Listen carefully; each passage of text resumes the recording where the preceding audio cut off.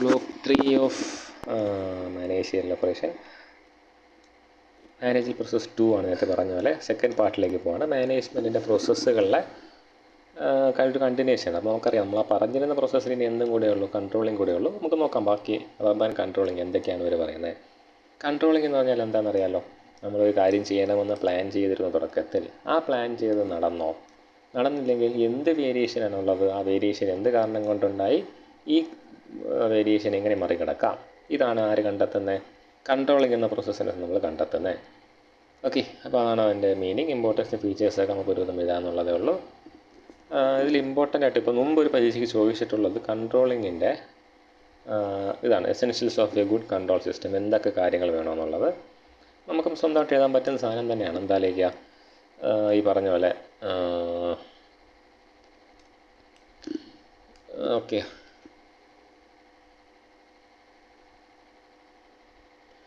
ഒരു മെഷറബിൾ ആയിരിക്കണം നമ്മുടെ കൺട്രോൾസ് എന്ന് പറയുന്നത്. പിന്നെ ഫ്ലെക്സിബിലിറ്റി ഉണ്ടാവണം, സാഹചര്യം വെച്ച് ചേഞ്ച് ചെയ്യാൻ പറ്റുന്ന രീതിയിലായിരിക്കണം.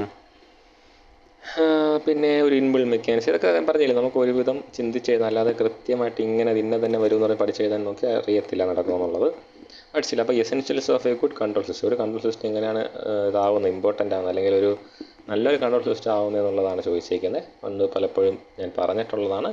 നമുക്ക് കഴിഞ്ഞിട്ട് എഴുതാനുള്ളൂ. ടൈപ്പ് ഓഫ് കൺട്രോൾ ചോദിക്കുന്നുണ്ട്, അധികം ചോദിച്ച് കണ്ടിട്ടില്ല. Techniques okay. ഗ്യാൻ ചാർട്ട് എന്ന് പറയുന്നത് ഈ കാണുന്ന സാധനമാണ്.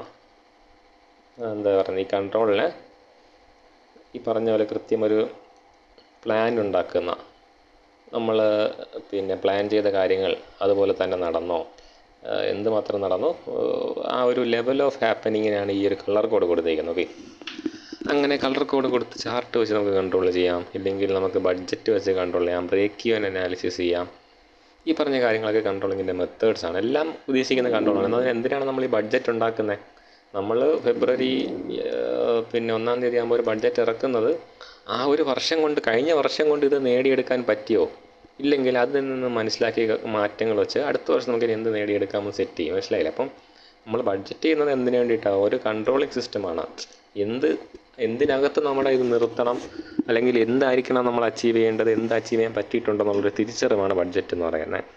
ബ്രേക്ക് ഈവൻ അനാലിസിസ് അതാണ്. നമുക്ക് എന്ത് ചെയ്യാൻ പറ്റും, നമ്മുടെ കോസ്റ്റ് എവിടെ കഴിഞ്ഞ് പോയാലാണ് നമുക്ക് പ്രോഫിറ്റ് ഉണ്ടാക്കുന്നത്. അപ്പോൾ നമുക്ക് എന്താണ് ഈ കൺട്രോളിങ് കൊണ്ട് ഉദ്ദേശിക്കുന്നത്? നമ്മൾ ഇത് കടന്നു പോകുന്നുണ്ടോ ഇല്ലയോ നമ്മൾ എൻഷുർ ചെയ്യുക. ആ ഒരു പ്രശ്നം പ്ലാൻ ചെയ്തത് ഇത് കടന്നു പോകണമെന്നാണ്. അപ്പോൾ ആ പ്ലാൻ ചെയ്ത് നടന്നിട്ടുണ്ടോ ഇല്ലയോ എന്നൊന്ന് എൻഷുർ ചെയ്യുന്നതിനാണ് അവിടെ കൺട്രോളിങ് കൊണ്ട് ഉദ്ദേശിക്കുന്നത്. അപ്പോൾ കൺട്രോളിങ്ങിൻ്റെ മെത്തേഡ്സ് ചോദിക്കാം. പെർട്ടും CPM ഒക്കെ നമ്മൾ അത്യാവശ്യം വലിയ കളികളാണ്. ബേസിക്കലി പ്രോജക്റ്റ് മാനേജ്മെൻറ്റാണ്. ഒരു പ്രോജക്റ്റിൻ്റെ അകത്ത് ഒരുപാട് പ്രോസസ്സ് ഉണ്ടാവാം. ഈ പ്രോസസ്സുകളിലൂടെ കടന്നു പോകുന്ന ഈ പ്രോജക്റ്റ് എങ്ങനെ എന്ത് ചെയ്യാൻ പറ്റും, മിനിമം ടൈം കൊണ്ട് എഫക്റ്റീവായിട്ട് ചെയ്യാൻ പറ്റുമെന്ന് കണ്ടെത്തുന്ന ടെക്നിക്കുകളാണ് പെർട്ടും CPM. അതൊന്നും നോക്കാം. അപ്പോൾ ടെക്നിക്സ് ചോദിക്കാനുള്ള സാധ്യത ഞാൻ കാണുന്നു, 20 മാർക്കിന് ചോദിക്കാനുള്ള സാധ്യത കാണുന്നു. പിന്നെ ജനറലായിട്ട് ഈ പറഞ്ഞ പോലെ എന്താണ് ഒരു ഗുഡ് കൺട്രോളിംഗ് സിസ്റ്റത്തിൻ്റെ ക്വാളിറ്റീസ് പോലത്തെ ചോദ്യങ്ങൾ പ്രതീക്ഷിക്കാം. നോക്കി, ഇവിടുത്തെ വന്നിട്ടുള്ളൊരു ചോദ്യം തന്നെയാണ് പരീക്ഷയ്ക്ക് ചോദിച്ചത്. Highlight the characteristics of A good control system. അപ്പോൾ ഈ ചോദ്യങ്ങൾ ഇമ്പോർട്ടൻ്റ് ആയിട്ട് എടുക്കുക. എന്തെങ്കിലും അറിയില്ല എന്നുണ്ടെങ്കിൽ ചോദിക്കാം, നമുക്ക് നോക്കാമെന്നുള്ളതാണ്. മനസ്സിലാവുന്ന സാധനങ്ങളേ ഉള്ളൂ. കൺട്രോളിംഗ് എന്ന് പറഞ്ഞൊരു ഫംഗ്ഷനാണോ, എങ്കിൽ അതിൻ്റെ ഫീച്ചേഴ്സ് എന്താണ് ചോദിച്ചിട്ടുണ്ടോ ഒരിക്കൽ. ഓക്കെ, പ്ലാനിങ് എന്ന് പറയുന്നത് കൺട്രോൾ ഇല്ലെങ്കിൽ ഉപയോഗമില്ലാത്തതിന്. എന്തുകൊണ്ടാണ്? കൺട്രോൾ ചെയ്താലേ നമുക്ക് ഈ മുമ്പത്തെ പ്ലാൻ വർക്കാവുമെന്ന് അറിയാതെ അടുത്ത പ്ലാൻ ഉണ്ടാക്കുന്നതിൽ അർത്ഥമില്ല. മനസ്സിലായില്ലേ? അപ്പോൾ അത് വർക്കാവുമോ എന്ന് അറിയുന്ന മെത്തേഡാണ്, അല്ലെങ്കിൽ ആ ഒരു ടെക്നിക്കാണ്, ഒരു ഫംഗ്ഷനാണ് എന്തെന്ന് പറയുന്നത്, കൺട്രോളിംഗ് എന്ന് പറയുന്നത്. അപ്പോൾ അതാണ് അവിടുത്തെ ഒരു ഉത്തരവ് എന്ന് പറയുന്നത്. പിന്നെ പെർട്ടും CPM സെപ്പറേറ്റ് ആയിട്ട് ചോദിച്ചിട്ടുണ്ട്. എനിക്കറിയത്തില്ല അത് അങ്ങനെ ചോദിക്കുന്നുള്ളത്. അത് വലിയൊരു കോൺസെപ്റ്റാണ്. ബട്ട് സ്റ്റിൽ അടിസ്ഥാനപരമായിട്ട് പ്രോജക്റ്റ് മാനേജ് ചെയ്യാൻ, ഇവൻറ്റുകൾ കണ്ടെത്തി അതിൻ്റെ മൂവ്മെൻറ്റ് മനസ്സിലാക്കി പ്രോജക്റ്റ് മാനേജ് ചെയ്യാൻ ഉദ്ദേശിക്കുന്ന ഒരു ടെക്നിക്കാണത്. പിന്നെ അടുത്ത, അപ്പോൾ ഓക്കെ, കൺട്രോളിംഗ് കൊണ്ട് നമ്മുടെ പ്രോസസ്സുകളെല്ലാം കഴിഞ്ഞു. ഇനി ലീഡർഷിപ്പ് ആൻഡ് മോട്ടിവേഷൻ ആയിരുന്നു. വളരെ ഇമ്പോർട്ടൻ്റ് ആണ് കേട്ടോ, ലീഡർഷിപ്പ് ആൻഡ് മോട്ടിവേഷൻ. ലീഡർഷിപ്പിൻ്റെ സ്റ്റൈൽസും മോട്ടിവേഷൻ്റെ ടെക്നിക്സും ഒന്ന് നോട്ട് ചെയ്തേക്കുക, ഉറപ്പായിട്ട് ചോദിക്കാൻ സാധ്യതയുള്ളതാണ്. ലീഡർഷിപ്പ് സ്റ്റൈൽ, ലീഡർഷിപ്പിനെ, അതായത് നമുക്ക് ഒരു ലീഡർ എന്ന് പറയുമ്പോൾ അയാൾക്ക് പലതും ആവാം. ഫോർ എക്സാമ്പിൾ, കർക്കശക്കാരനായ ഒരു ലീഡറാവാം, അല്ലേ, വളരെ സ്ട്രിക്റ്റ് ആയിട്ടുള്ളൊരു ലീഡറാവാം. ഇല്ലെങ്കിൽ എന്താവാം, അയാൾക്ക് വേണമെങ്കിൽ ഒരു വളരെ ഫ്രീഡം കൊടുക്കുന്ന ഒരു ലീഡറാവാം. ഇല്ലെങ്കിൽ രണ്ടിൻ്റെ ഒരു മോഡറേറ്റ് അപ്രോച്ച് എടുക്കാം. അപ്പോൾ ഇയാൾ എന്ത് രീതിയിലാണ് ലീഡ് ചെയ്യുന്നത്, കാര്യം എല്ലാം മനുഷ്യരാണ്. റോബോട്ടാണെങ്കിൽ ഇന്ന രീതിയിൽ നമുക്ക് സെറ്റ് ചെയ്ത് വയ്ക്കാം. മനുഷ്യന്മാർ ഓരോരുത്തരും ഓരോ രീതിയിലാണ്. അപ്പോൾ അവരെന്ത് രീതിയിലാണ് അവർ ലീഡ് ചെയ്യുന്നത് എന്നതനുസരിച്ചാണ് ലീഡർഷിപ്പിൻ്റെ സ്റ്റൈല് പോകുന്നത്. അപ്പോൾ ഇതിനെക്കുറിച്ച് മാനേജ്മെൻറ്റിൻ്റെ അകത്ത് ആദ്യം വരുന്നത് ഹാവ് ത്രോൺ സ്റ്റഡീസാണ്. ഇതിനെക്കുറിച്ച് ഒരിക്കൽ ചോദിച്ചിട്ടുണ്ട് കേട്ടോ. ഹാവ് ത്രോൺ സ്റ്റഡീസ് ഒരിക്കൽ ചോദിച്ചിട്ടുണ്ട്. ഹാവ് ത്രോൺ സ്റ്റഡീസ് എന്ന് പറഞ്ഞാൽ ഇതാണ്. ഒരു എന്താണ് മേയോയും അദ്ദേഹത്തിൻ്റെ റിസർച്ച് സ്കോളേഴ്സും കൂടി ചെന്നിട്ട് ഒരു ഫാക്ടറിയിൽ ഒരു സ്റ്റഡി നടത്തി. അവർ അറിയാൻ ഉദ്ദേശിച്ചത് ഇതാണ്: ഒരു ഫാക്ടറി ജോലി ചെയ്യുന്ന ആൾക്കാരെ അവരുടെ പ്രൊഡക്ടിവിറ്റിയിൽ എന്തൊക്കെ ഫാക്ടേഴ്സ് ഇൻഫ്ലുവൻസ് ചെയ്യുന്നുണ്ട്, അവർക്ക് ഒരുപാട് ബ്രേക്ക് കിട്ടുന്നത് നല്ലതാണോ, അല്ലെങ്കിൽ അവരുടെ ആ ഒരു ആംബിയൻസ് ഉണ്ടല്ലോ ജോലി സ്ഥലത്ത്, അത് അവരെ ഇൻഫ്ലുവൻസ് ചെയ്യുന്നുണ്ടോ, അങ്ങനെയൊക്കെ നോക്കിയപ്പോഴാണ് ഇവർക്ക് മനസ്സിലായത് ഇവരുടെ എംപ്ലോയീസിൻ്റെ ഇടയിലുള്ള ഒരു സോഷ്യൽ റിലേഷൻ, അതായത് അവരെ ലീഡറിനെ അവരെ സ്വന്തം ആളെ പോലെ കാണാൻ കഴിയണം, അങ്ങനെയുള്ള പല കാര്യങ്ങളും അവരെ എന്ത് ചെയ്യുന്നുണ്ട്, ഈ പറഞ്ഞ പോലെ മോട്ടിവേറ്റ് ചെയ്യുന്നുണ്ട്, അവരുടെ പ്രൊഡക്ടിവിറ്റി കൂടാനുള്ളൊരു കാരണമായി നിലനിൽക്കുന്നുണ്ടെന്ന് അവർ കണ്ടെത്തി.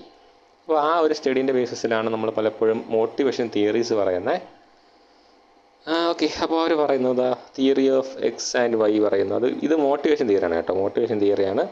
ഇവിടെ പറയുന്നത് എന്താണെന്ന് വെച്ചാൽ എക്സ് ഫാക്ടേഴ്സും കാണും, വൈ ഫാക്ടേഴ്സും കാണും. അതായത് നമ്മുടെ വർക്കേഴ്സിനെ, നമ്മുടെ ബിസിനസ്സിലെ അല്ലെങ്കിൽ നമ്മുടെ ഓർഗനൈസേഷനിലെ വർക്കേഴ്സിനെ രണ്ട് രീതിയിൽ കാണുന്ന ലീഡേഴ്സ് കാണും. അതിൽ ഏതാണ് സത്യം പറഞ്ഞാൽ ടു ബി ഇൻ റിയാലിറ്റി നമുക്ക് അതിനൊരു കൃത്യ ഉത്തരവില്ല. ചിലയിടത്ത് നമ്മൾ സ്ട്രിക്റ്റ് ആവുന്നതാണ്, അല്ലെങ്കിൽ ഇവർ ആരും നേരെ വർക്ക് ചെയ്യുന്നില്ല, ഞാനൊന്ന് കടം പിടുത്തം കിടത്തിയാലേ കാര്യം നടക്കുമെന്ന് ചിന്തിക്കുന്നവരാണ് ചിലയിടത്ത് വേണ്ടത്. എന്നാൽ മറ്റേടത്തോ അവരുടെ അപ്രിസിയേഷൻ, അവർ മെനക്കെട്ട് പണിയെടുക്കുന്നുണ്ടല്ലോ, അവരെ കൂടെ നിൽക്കാമെന്നുള്ളൊരു ലീഡർഷിപ്പാണ് അവിടെ വേണ്ടത്. ആ രണ്ട് പാത്താണ് theory of X and Y പറയുന്നത്. ഇത്ര കോംപ്ലിക്കേറ്റഡ്, ഇത് കുറച്ച് കോംപ്ലിക്കേറ്റഡ് സാധനങ്ങൾ, ഇതിലേക്ക് നിങ്ങൾ പോകണ്ടെന്നാണ് എൻ്റെ വിശ്വാസം. എനിക്ക് അറിയത്തില്ല, കാര്യം അങ്ങനെ ചോദിക്കണമെന്നുണ്ടെങ്കിൽ ഓരോ ഹെഡിങ് ഒക്കെ പറഞ്ഞ് രീതിക്ക് പോകണം, അറിയത്തില്ല. അപ്പോൾ ലീഡർഷിപ്പ് സ്റ്റൈൽസും ലീഡർഷിപ്പ് തിയറീസുണ്ട്. തിയറീസും വലിയ ഇമ്പോർട്ടൻ്റ് ആയിട്ട് എനിക്ക് തോന്നുന്നില്ല പേഴ്സണലി. ചോദിച്ചാൽ എനിക്ക് അറിയത്തില്ല. ഇത് ഇമ്പോർട്ടൻ്റ് ആണ്. മാനേജ്മെൻറ്റ് ഗ്രിഡ് തിയറി വളരെ ഇമ്പോർട്ടൻ്റ് ആണ്. ഇത് നേരത്തെ പറഞ്ഞല്ലോ, നമ്മൾ പറഞ്ഞല്ലോ, ഒന്നുകിൽ ഭയങ്കര ഫ്രീ ആയിരിക്കുന്ന ഒരു ലീഡർ ആവാം. ലീഡർ മീൻസ് നമുക്ക് മാനേജർ എന്നുള്ളൊരു സാധനമാണ് കേട്ടോ. വളരെ ഫ്രീ ആയിട്ട് ഇടപെടുന്ന ഒരു മാനേജർ ആവാം, അല്ലെങ്കിൽ ഭയങ്കര സ്ട്രിക്റ്റായിട്ട് ഇടപെടുന്ന ഒരു മാനേജർ ആവാം. ഇപ്പോൾ ഈ നമ്മുടെ ഒരു മാനേജർ ഇതിൽ എവിടെ നിൽക്കുന്നു എന്നുള്ളതാണ് ഇവിടുത്തെ പ്രശ്നം. ഇതൊരു എക്സ് ആക്സിസ് ആയിട്ടും ഇതിനെ വൈ ആക്സിസ് ആയിട്ടും കാണുക. ഓക്കെ, ഇത് എക്സ് ആണ്, ഇത് വൈ ആണ്. അപ്പോൾ ഇവിടെ നമ്മൾ പ്ലോട്ട് ചെയ്യാൻ പോകുന്നത് അയാളുടെ പൊസിഷൻ എവിടെയാണെന്നുള്ളതാണ്. ഇവിടെ നോക്കിയേ, ഇത് നമുക്ക് ടാസ്ക് ഓറിയൻറ്റേഷനും ഇത് പീപ്പിൾ ഓറിയൻറ്റേഷനുമാണ്. ഓക്കെ, പീപ്പിൾ ഓറിയൻറ്റേഷൻ ഏറ്റവും കുറവ് ഈ പോയിന്റിലാണ്, കൂടി മുകളിലോട്ട് പോകുന്നു. ടാസ്ക് ഓറിയൻറ്റേഷൻ ഏറ്റവും കുറവ് ഈ പോയിന്റിലാണ്, ഒറിജിനാണല്ലോ, അവിടെ നിന്ന് കൂടി ഇങ്ങോട്ട് പോകുന്നു. ഇവിടെ എന്ന് പറയുന്നത് ഇപ്പോൾ ഒരാൾ വളരെ ഇമ്പോർട്ടൻസ് കൊടുക്കുന്നത് നമ്മുടെ മെയിൻ ഒബ്ജക്റ്റീവ് എന്താണോ അതിനെ ഫുൾഫിൽ ചെയ്യുക എന്നതിനാണ് ഇമ്പോർട്ടൻസ് കൊടുക്കുന്നത്. എംപ്ലോയീസിൻ്റെ റിലേഷൻ അങ്ങനത്തെ കാര്യങ്ങൾക്കൊന്നും ഇമ്പോർട്ടൻസ് കൊടുക്കുന്നില്ലെങ്കിൽ ആ ലീഡറിനെ നമുക്ക് എന്ത് ചെയ്യാം, ഇവിടെ പിന്നെ പൊസിഷൻ ചെയ്യാം. കണ്ടില്ലേ, അവിടെ അയാൾക്ക് എന്ത് കൂടുതലാണ്, ടാസ്ക് കൂടുതലാണ്, അല്ലെങ്കിൽ ടാസ്കിന് അയാൾ കൊടുക്കുന്ന ഇമ്പോർട്ടൻസ് കൂടുതലാണ്, പീപ്പിൾസിന് കൊടുക്കുന്ന ഇമ്പോർട്ടൻസ് വളരെ കുറവാണ്. നേരെ മറിച്ച് നമ്മൾ ഇവിടെയാണ് അയാളെ പോസ്റ്റ് ചെയ്യുന്നതെങ്കിലോ, അയാളുടെ ലീഡർഷിപ്സിൻ്റെ സ്റ്റൈൽ നമ്മൾ മാർക്ക് ചെയ്യുന്ന ഇവിടെയാണെന്നുണ്ടെങ്കിൽ അതിന് അർത്ഥം എന്താ, പീപ്പിളിൻ്റെ ഇടയിൽ ഇമ്പോർട്ടൻസ് വളരെ കൊടുക്കുന്നു, എന്നാൽ അയാൾ ഒബ്ജക്റ്റീവ് അച്ചീവ് ചെയ്യുന്നതിൽ, ടാസ്ക് അച്ചീവ് ചെയ്യുന്നതിൽ വലിയ ഇമ്പോർട്ടൻസ് കൊടുക്കുന്നില്ല. അപ്പോൾ ഈ മാനേജറിൽ ഗ്രിഡ് കാണിക്കുന്നത് എന്തിനാണ്, നമുക്ക് മാനേജറിൻ്റെ അപ്രോച്ച് എന്താണെന്ന് കാണിക്കാനുള്ളൊരു സിസ്റ്റമാറ്റിക് വേ ആണ്. ഒരുപാടടുത്ത് റിയൽ ലൈഫ് ആപ്ലിക്കേഷനൊക്കെ ഉള്ള സാധനമാണ്. പിന്നെ ഒരുപാട് തിയറികൾ പറയുന്നുണ്ട് എങ്ങനെ ആവണം മാനേജർ എന്നുള്ളത്, ഒരുപാട് തിയറികൾ പറയുന്നുണ്ട്. ഓക്കെ, ഇമ്പോർട്ടൻ്റ് ആണോ എന്ന് ചോദിച്ചാൽ എനിക്ക് അറിയത്തില്ല. അറ്റ്ലീസ്റ്റ് എന്താ മാനേജറിൽ ഗ്രിഡ് തിയറി ഒന്ന് നോക്കി വയ്ക്കുക. കാര്യം ഞാൻ അങ്ങനെ പറയാനുള്ള കാര്യം ബാക്കിയൊന്നും വരില്ല എന്ന് എനിക്കറിയത്തില്ല. എന്താ ഒരു പ്രത്യേകത, അവസാന നിമിഷം പഠിക്കുന്നവരാണ് 90% ആൾക്കാരും. ഇത്രയിരുന്ന് കാണാതെ പഠിക്കുക എന്ന് വെച്ചാൽ നടപ്പുള്ള കാര്യമല്ല. പറ്റുമെങ്കിൽ നോക്കാൻ നല്ലതാണ്. അപ്പോൾ ഇതൊക്കെ ഒരു 20 മാർക്കിന് ചോദിക്കാനുള്ള സാധനങ്ങളുണ്ട്. ഞാൻ ഇതൊക്കെ സ്കിപ്പ് ചെയ്ത് പോവുകയാണ്.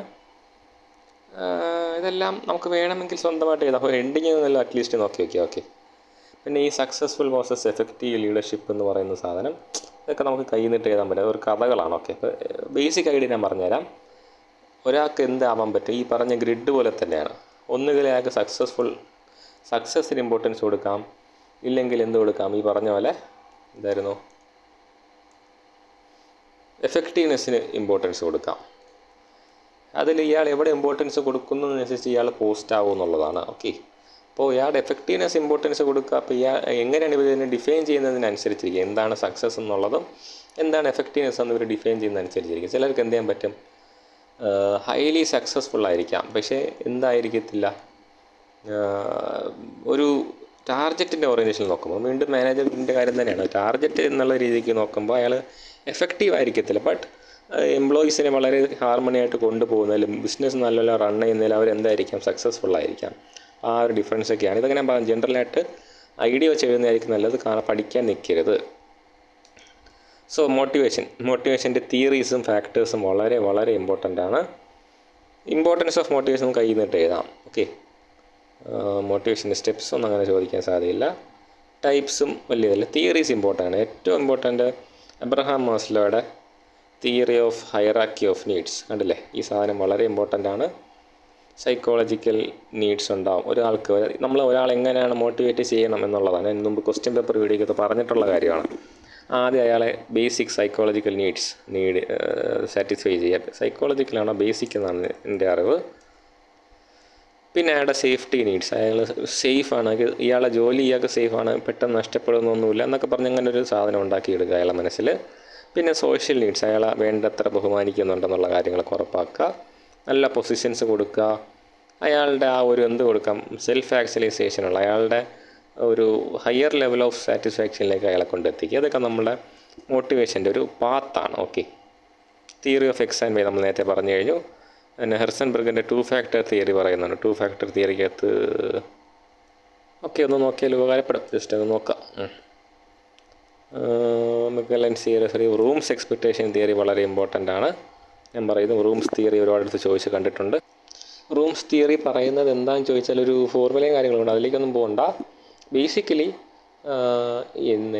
എന്താണ് മോട്ടിവേഷൻ തന്നെയാണ് ഒരു എംപ്ലോയിനെ അയാളുടെ ടാർഗറ്റ് അച്ചീവ് ചെയ്യാൻ പ്രേരിപ്പിക്കുന്നത്. വെറുതെ ചെന്നിട്ട് ഇനി 100 യൂണിറ്റ് വിൽക്കുക എന്ന് പറയാതെ എന്ത് ചെയ്യുക, 100 യൂണിറ്റ് വിൽക്കുക, 101ാമത്തെ യൂണിറ്റിന് എനിക്ക് ഇത്ര കമ്മീഷൻ തരാം എന്നൊക്കെ പറഞ്ഞ് അയാളെ മോട്ടിവേറ്റ് ചെയ്യാൻ പറ്റുമല്ലോ. അപ്പോൾ അതൊക്കെ തന്നെയാണ് അയാളെ ഡ്രൈവ് ചെയ്യുന്നതെന്നാണ്, അയാളെ മുന്നിലേക്ക് നയിക്കുന്നതാണ് ഈ തിയറി പറയുന്നത്. കുറേ കാര്യങ്ങൾ എൻ്റെ അത് പറയുന്നുണ്ട്, ഒന്ന് വായിച്ചൊക്കെ ഇമ്പോർട്ടൻ്റ് ആണ്. Then okay, self assessment test ഒന്ന് നോക്കുക. To what extent various theories of leadership are likely to influence a leadership.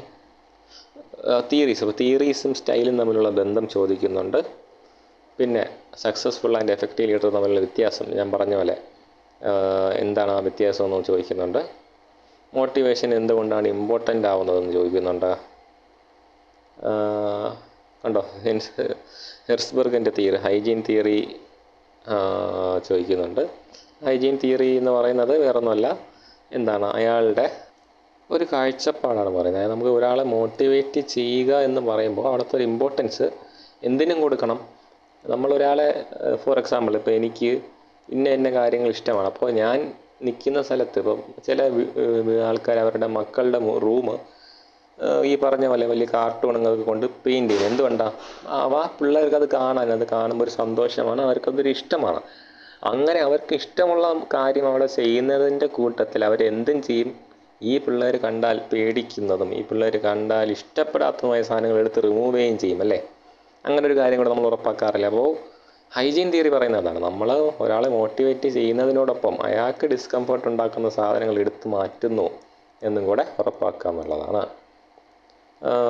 പിന്നെ മോസ്റ്റ് പീപ്പിൾ ക്യാൻ മോട്ടിവേറ്റ് വിത്ത് മണി. അതെ, മണി എന്ന് പറയുന്നതിന് അല്ലെങ്കിൽ പണം എന്ന് പറയുന്ന സാധനത്തിന് മോട്ടിവേറ്റ് ചെയ്യാനുള്ള എന്തുമാത്രം പവർ ഉണ്ടെന്നുള്ളതാണ്. 20 മാർക്ക് നമുക്ക് കഥ എഴുതി തെളിയിക്കാൻ പറ്റുന്നൊരു സംഭവം തന്നെയാണ്. ഓക്കെ, അപ്പോൾ അതാണ് അവിടെ പറയുന്നത്.